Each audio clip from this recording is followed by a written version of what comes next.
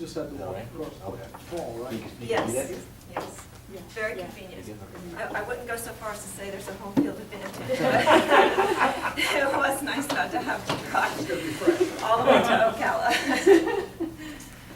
Well, we have 20 minutes, and you have 3 minutes for an opening and 2 minutes for a close, and you may begin whenever you're ready. Not much time. Well, thank you all for being here. I'm happy to have an opportunity to address the commission again about my candidacy. I grew up here in Daytona Beach and graduated from the University of Florida, both undergrad and law degree. My undergraduate degree is in criminal justice, and it was conferred with high honors, as was my law degree. While in law school, I participated in law review. I was an appellate advocacy and legal research and writing instructor for 3 semesters. I was awarded the book award for the highest grade in professional responsibility, and I was inducted into the Order of the Coif after law school because I graduated in the top 5% of the class. I started my litigation career in Atlanta at Smith, Gambrell & Russell. I was a member of the commercial litigation department, and we handled any manner of commercial litigation you can think of, from lender liability to developers to commercial contracts to franchises, just a little bit of everything in that department. That was a support department for a real estate group, and I managed to carve out a little IP niche with an intellectual property partner, and we did all of the firm's trademark and copyright prosecution and litigation, and eventually I became the ASCAP copyright litigator for the state of Georgia, which was a really fun gig because you got to travel around and go to bars and honky-tonks and listen to music and write down and, then sue them, and then they would settle, and it was fun. But I pretty quickly realized that the big firm was not a great fit for me, and I moved to a much smaller firm with four men in the firm at that time, all of them large firm refugees like myself. And my litigation practice there became much busier and much broader, I would say. We had fewer resources, and we all had to stretch into cases that we may not have been too familiar with. So in addition to all of the commercial litigation that I was accustomed to, the developer stuff and the landlord and tenant stuff, I was exposed to some employment litigation. I had the privilege of trying as first chair the first case to be tried under the Americans with Disabilities Act in the Northern District of Georgia. I developed a small family law practice to serve our firm's clients, and just branched out in that way. I was very busy. So in my time in Atlanta, I managed to achieve a few things while we were there. We grew that small firm to a mid-sized firm of about 20 lawyers by the time I came to Florida.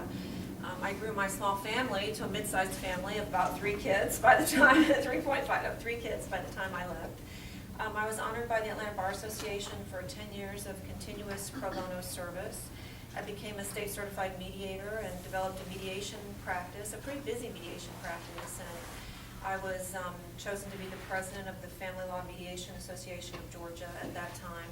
I traveled quite extensively between 97 and 99, speaking to CEOs of Fortune 100 companies about alternative dispute resolution.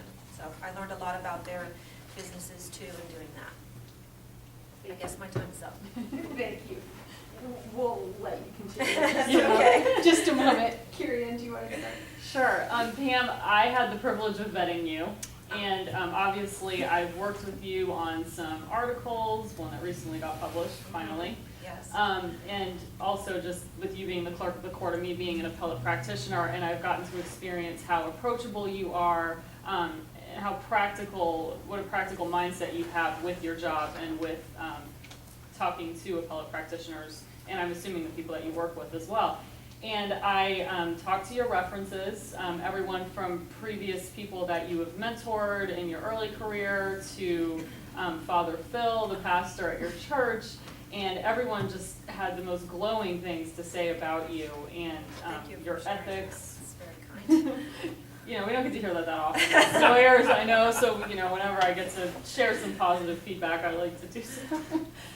But I would like you to continue on with what you were talking about when time was called, but I appreciate that you talked so much about your experience in private firms and things like that, because I think a lot of people don't know that about you being the clerk now, Right. even though you are doing a great job. But how do you jump from being clerk to being a judge, and then also if you can touch on maybe your courtroom experience and depositions, you know, things like that that you also had in your previous job. Okay, well, I guess I'll start with the last piece of your question. As with any young associate at a very large firm, my early years were spent researching, writing motions, doing discovery, taking depositions, sitting second chair, learning the art and the craft of litigation. So, you know, how many depositions have I taken? I have no idea. A lot.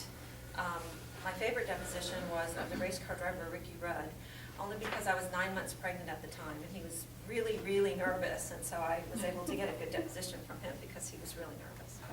That was one of my fun private practice stories. There aren't that many, but and as I said, I sat second chair on many, many cases at Smith, Gambrell and Russell, and I tried a couple of cases first chair while still at Smith, Gambrell and Russell. So in the first 4.5 years of my practice, I would say, copyright litigation cases. There was a franchise dispute with Dunkin' Donuts that I tried, those types of cases.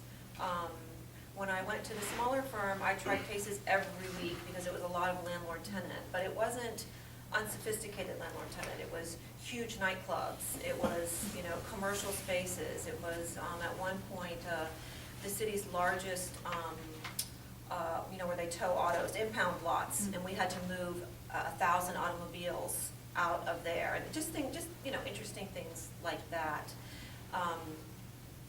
You know, so yes, I've been in state and federal court at all levels in Georgia. I argued before the Georgia Supreme Court. I argued before the 11th Circuit one time in a case there. I sort of feel like I did it all. I did all that there was to do in private practice. So when my family relocated to Florida and the firm asked me to stay on board because I had two things they needed. I had a Florida license. Really three things. I had IP experience and I had employment law experience and clients that we were working with. So three of the firm's largest clients had relocated down here, and it made sense for me to represent them here. So I came here, I opened sort of a one-person office of this firm here, and I handled litigation in the Middle District of Florida for a developer on a project over in Orlando. I handled a case here in the 7th Circuit for the Daytona Mall project, and I represented this hotel developer. I'm sure you all know of him because he's developed the Casa Monica Hotel and many other well-known hotel properties in the area. So I handled all of his IP work while I was here. And then the transition happened because I was kind of lonely and didn't really enjoy the remote practice so much, and I really wanted to do something different. I wanted to indulge in what I really love to do, which was research and writing. And I had discovered that in my time, you know, in practice. As I was in Atlanta, I taught CLE constantly, mostly about legal research and writing, because that's what I had found I was good at. I taught at a paralegal school for several years, again, legal research and writing. So as I separated from private practice, I just took a step back and decided to indulge myself a little bit. I had really worked really hard for a lot of years, balancing family and work and, you know, sort of trying to do it all. And I started looking around. I thought I might like to be in the public sector. That had always been an interest of mine.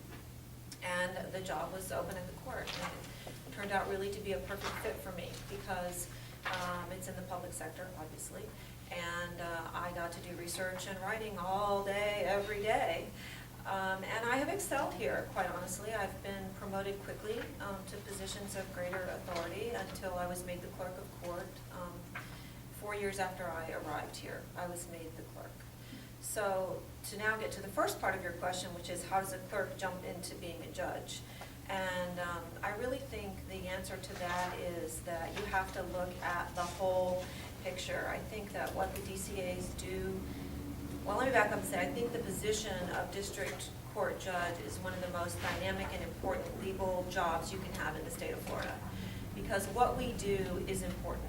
We are the court of last resort for most litigants in the state. And most people, their case ends here.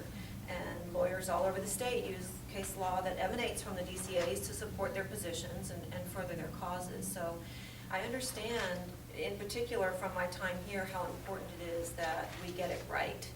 And I think getting it right really requires a balance of perspective, a balance of experience, a balance of temperament, a balance of personality, and I feel that I bring that balance because I've practiced in a big firm in a big city, I've practiced in a small firm in a big city, I've practiced by myself sort of here, although associated with the firm, and now I have public sector experience, and perhaps my experience at the court is what helps me the most to make that jump from clerk to judge, because I know exactly what the job entails.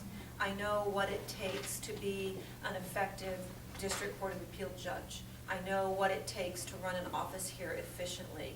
I know, I understand the job, and I truly believe that it is the right one for me at this time. Could you talk to us a little bit? I don't think that in your past meetings with us, we've talked much about your judicial philosophy. Well, that's another thing that has benefited greatly from my time here. I mean, I had a little taste of it in practice where I had some activist judges. There's a case in my application where the 11th Circuit did something pretty crazily active, and then sua sponte withdrew from that. So it was a big leap of judicial activism and then a necessary course correction. So I have had that experience, but really my judicial philosophy has been shaped mostly here, and I've come to understand that what our role is in a three-part system of government, and that it is a very limited function, that it is not our function to make law, that is the function of the legislature, and the sole function of the legislature, and it's also not our function to impose our meaning on the law. And you have to be constantly vigilant to, while you have to bring your background and your life experience to your judgment, you have to be really vigilant about not imposing your meaning. So, it's our job to discern the intent of the legislature if it's not clear from the statute, and to give effect to it. And if the statute is ambiguous, then it's our job to use the rules of statutory construction to construe the statute to the best of our ability. But my philosophy is one of restraint. We have a very limited role to play, and I think the most important thing that we do here, that some of the litigants here miss, is the standard of review, that there is a certain standard of review for a certain type of case, and that is really what limits or delineates, what the court can do in any particular matter. This job would be probably unique. I can't really think of another circumstance where a role could change in structure such that you would be equal to your boss that quickly. I mean, how would you navigate those waters? Well, I think I started that navigation before I ever filed my first application, because I respect all of the judges on the court very much, and I would not have applied, honestly, had they said to me, this is not a good idea. So I talked to all of them individually, and the question that I asked them, and the one that they dodged, but that I kept coming back to, was, how would you personally feel about having me as a colleague?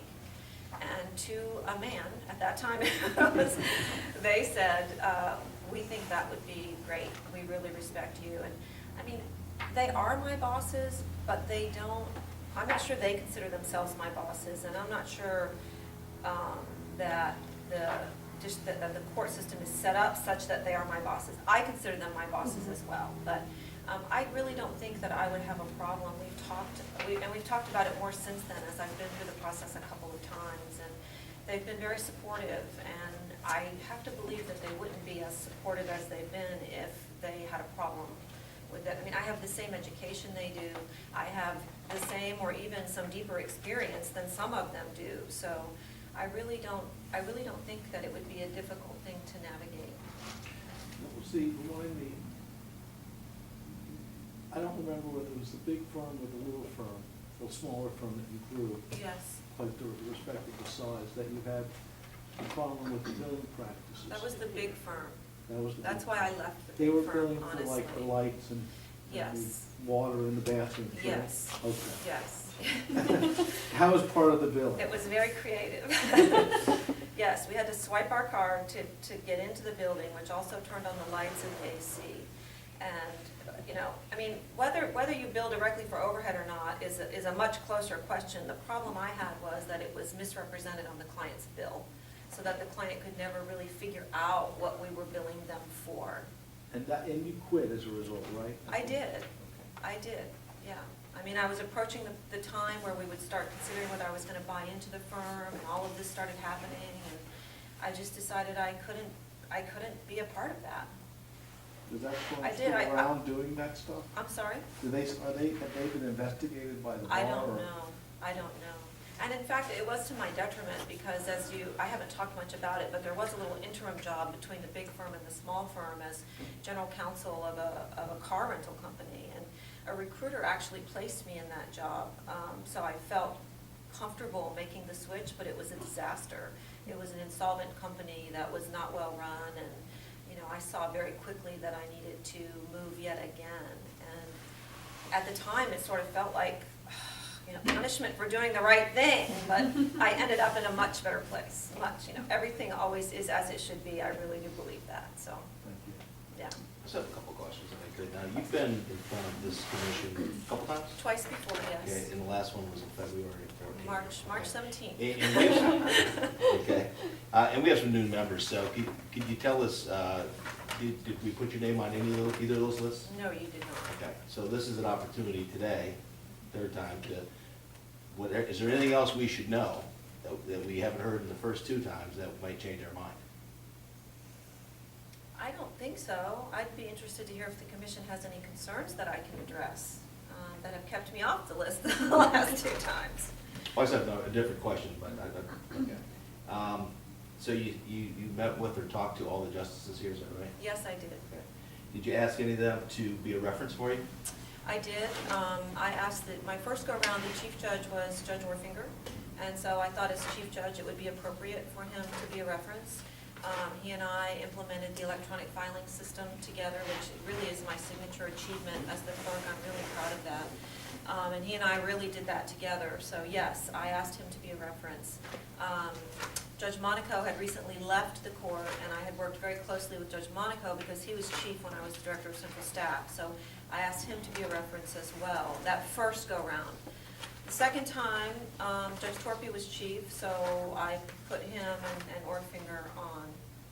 And then this time I mixed it up a little bit.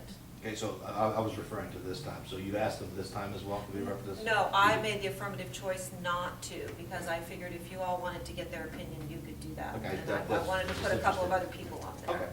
Yeah. Okay, thank you. Not because I thought they would give me a bad reference this time around.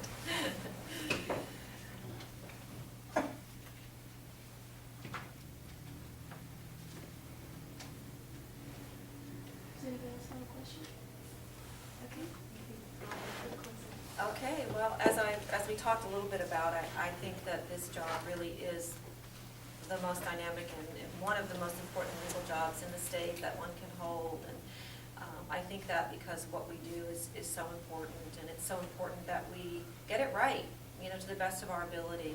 And that does require a balance. It requires a balance on the panel. It requires a balance on the court overall. And I think my superlative academic credentials, my experience at a big firm in a big city and a small firm in a big city, and then here, my life experience, my experience as a mom and a wife, my experience co-founding and running a nonprofit corporation for the last 8 years, working with underprivileged families, my experience helping out with our family businesses.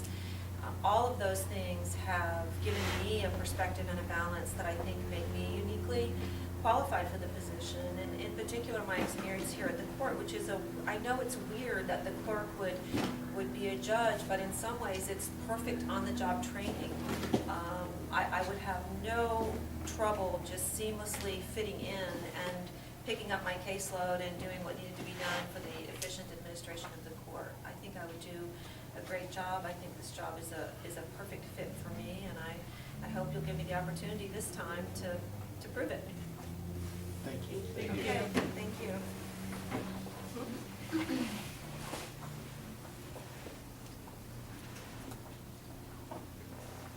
Mr. Meyer, you can go to the restroom. Thank you. You have your hall pass now. It's our break.